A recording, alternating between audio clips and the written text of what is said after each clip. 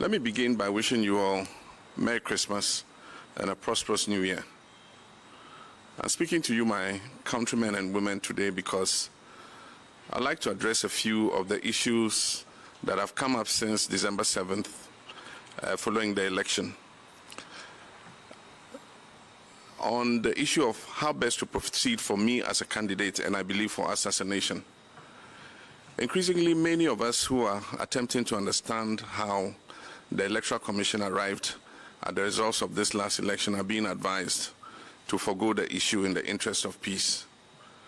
We're being reminded that Ghanaians are a peace-loving people, and Ghana, unlike many other nations on our dear continent of Africa, has not succumbed to war or been plagued with violence. As a former president of the Republic of Ghana, a country that I love dearly, I'm here to assure you that I know what it is to act in the interest of peace.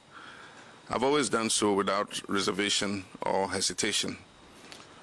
I know what it is to contest an election and to have the good people of this country choose my opponent to serve as their next president. I know what it is to concede. I have done so before. In 2016, when the election was not called in my favor, I conceded. I conceded in a congratulatory call to my opponent, and then not long after that, I conceded in a public address to the good people of Ghana. I considered not simply in the interest of peace and democracy, but because I respect the will of the people. I did then, and I still do now. So when I say that I will not concede this election, please know that I'm not taking this decision lightly. Understand that it's not because of a desire for power, but because of a dedication to principle and a commitment to democracy. Based on the irregular and inconsistent results that were reported, I have reason to doubt that this election was not free, fair, or transparent. And without those fundamental pillars in place, how can any of us be sure that the results announced truly represent the will of the people? My brothers and sisters, I stand here today to remind you that Ghana is a peaceful nation, precisely because Ghanaians have always stood on principle. We've always fought for our democracy. Our forefathers and foremothers have always understood that without this basic foundation, whatever peace exists in our country will not be lasting. Whatever liberation we have as the architects of our collective future will soon be lost. Whenever we decide to take the easiest road, the first step is always surrender. And often the thing that we lose is the very thing that we value the most. The freedom that we enjoy today was not given on a silver platter. It came at a price. It came because our forefathers and mothers stood on principle. Our history books are filled with the names of individuals who refused to take the road that was the easiest or safest or probably the most convenient.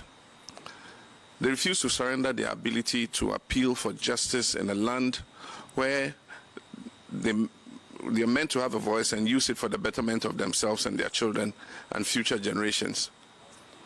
All who fought for independence stood on principle to demand the sovereignty of this land that belongs to us, the people of Ghana. Indeed, Dr. Kwame Nkrumah once said, "Those who would judge us merely by the heights we have achieved will do well to remember the depths from which we started."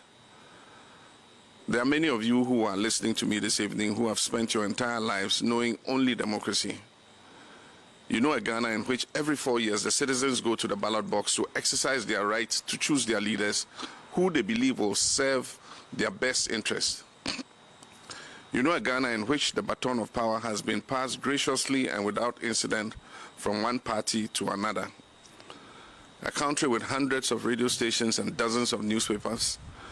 A country where citizens can openly critique the performance of their elected officials.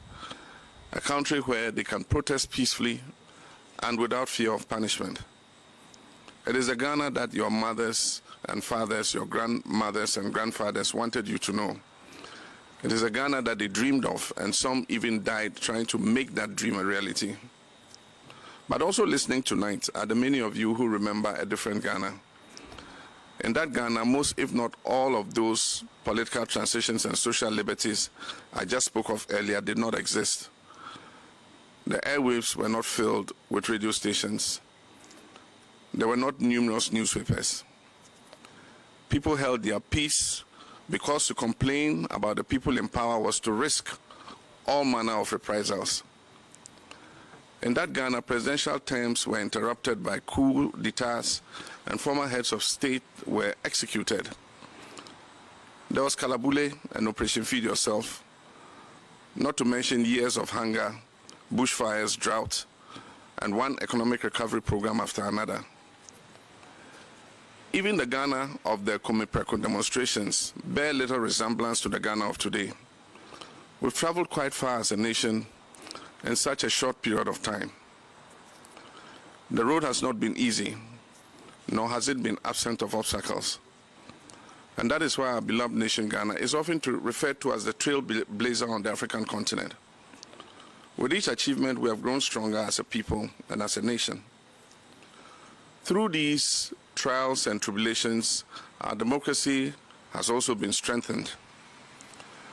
My brothers and sisters, in a democracy as strong as ours, peace and justice can, and in fact, they usually do coexist. And that is because in a democracy such as the one we have built in Ghana, it is the people who hold the power.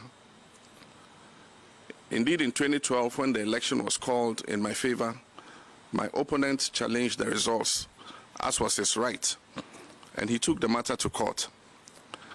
8 long months of an election petition, far from destroying our democracy, rather reinforced our commitment to it and affirmed the strength of our institutions, particularly the judiciary. It is only in governments where the people are powerless and at the mercy of those who hold office that peace, or at least what passes as peace, can exist without justice. Some people have asked me what I hope to gain by challenging the results of this election. Let me tell you, I want perhaps the very same thing that my opponent wanted when in 2012 he challenged the results of that election. I want the removal of doubt. I want for all of us to know that our elections should be free, fair, and safe, and that we do not have to settle for a process that leaves us confused and with more questions than answers. I want a Ghana where institutions of state can be held to account, where we can stand on principle and demand transparency without the risk of losing our lives. When people lose their lives, as 7 people have done in the course of our elections, we're moving backwards, not forward. We're unraveling the very fabric of our democracy. We're risking the loss of 3 decades worth of progress.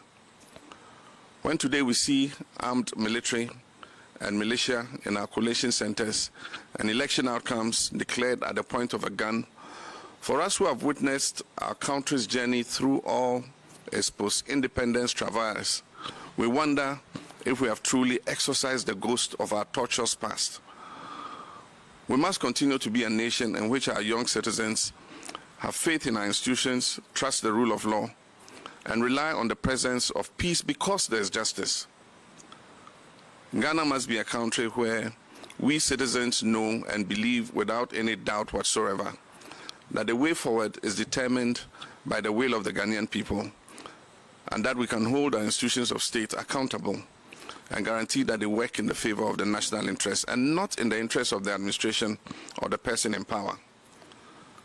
That is what I want. And this is why earlier today my lawyers filed a petition in the Supreme Court of Ghana challenging the declaration of the results of the December 7, 2020 presidential elections made by Mrs. Jean Mensah, the chairperson of the Electoral Commission. I've been compelled to do this because of her clear failure to act in accordance with our Constitution. I thank you for your kind attention. May your new year be one of good health and prosperity. May God bless each of you, and may God continue to bless our homeland, Ghana.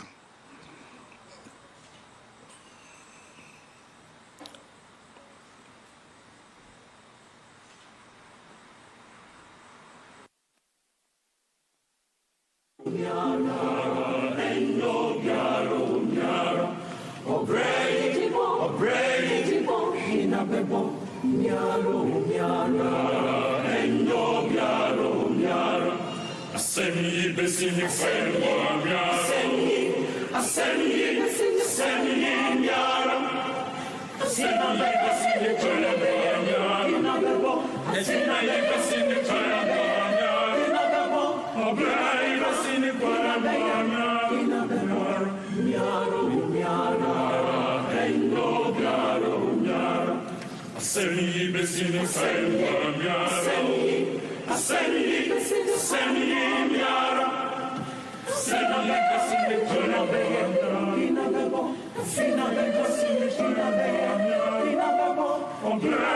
Seni